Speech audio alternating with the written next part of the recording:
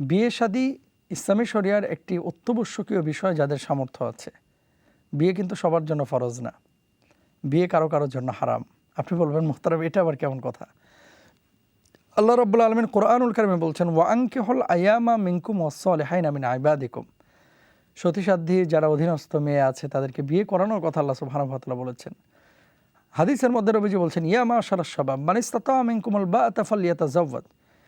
হে যুবক, যাদের সামর্থ্য আছে তোমরা বিয়ে শাদী করো, তাদেরকে বিয়ে শাদী করাও। এখন কেন? ফাইন্নাহু আগাদ্দু লিল বাসার ওয়া আহসানু লিল ফারাজ। বিয়ে শাদীর মাধ্যমে মানুষ দৃষ্টিকে অবনমিত রাখে এবং লজ্জাস্থানকে হেফাজত করে। এখন কারো যদি শারীরিক সক্ষমতা থাকে, ফাইন্যান্সিয়ালি অ্যাবিলিটি থাকে, কেউ যদি বৈবাহিক সম্পর্কে স্থাপন না করলে অন্য কোথাও অবৈধ রিলেশনশিপে সে জড়িয়ে যাওয়ার সম্ভাবনা থাকে, আশঙ্কা থাকে, অবশ্যই তাকে বিয়ে করতে হবে। বিয়ে না করলে তার গুনাহ হবে। নিজের ইজ্জত আবরু হেফাজত করার জন্য। এবং হাদিসের মধ্যে বলা হয়েছে যে বিয়ে করেছে সে ইমানের অর্ধেক অংশ পূর্ণ করেছে। সুবহানাল্লাহ। তো ফামান রগিবা আন সুন্নতি ফালাইসা মিন্নি, নবীজি সাল্লাল্লাহু আলাইহি ওয়াসাল্লাম সুন্নাহ।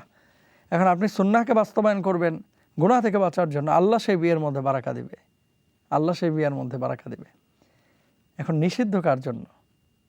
যার শারীরিক কোনো সক্ষমতা নেই, যার ফাইন্যান্সিয়াল কোনো সক্ষমতা নেই, যে মানুষটা বিয়ে করে সেই মানুষটা যাকে লাইফ পার্টনার বানাচ্ছে তার সাথে বৈবাহিক যে রেসপন্সিবিলিটি একটাও ফুলফিল করতে পারবে না।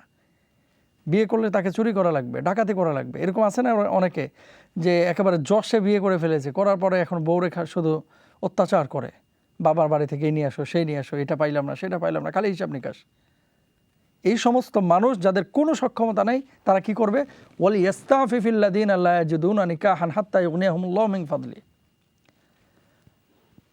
আল্লাহ সুবহানাহু ওয়া তাআলা অবশ্যই বিয়ে করলে এর ভিতরে বারাকা দেন, কিন্তু যার একেবারে বউ পালার মতো কোনো সক্ষমতাই নেই সে অপেক্ষা করবে। আল্লাহ রাসূল হাদিসের মধ্যে বলছে ফালইয়াসুম আলাইহি, তার জন্য হচ্ছে রোজা, ফাইন্নাহু লাহু উইজা। আল্লাহ রাসূল সাল্লাল্লাহু আলাইহি ওয়াসাল্লাম বলছেন যে এই রোজা তাকে তার কামভাব থেকে, পাপ থেকে তাকে বিরত রাখবে। এই জন্য আমাদের এই বিষয়টা খেয়াল রাখতে হবে। বিয়ে অবশ্যই যখন বয়স হবে আপনি করবেন, কিন্তু সেটা বৈধভাবে, বৈধ উপায়ে হতে হবে ইনশাআল্লাহ। আরেকটি বিষয় বলি, মেডিকেলি অনেকে কিন্তু বিয়ের আগেই জানতে পারেন যে শারীরিকভাবে তার কোনো ফিলিংস নেই। দেখা যাচ্ছে কোনো নারী, পুরুষের প্রতি তার কোনো আগ্রহই নেই, কোনো পুরুষের নারীর প্রতি কোনো আগ্রহই নেই, কিন্তু বাপ মা জোর করে বিয়ে দিয়ে দিচ্ছেন। না, এটা করবেন না।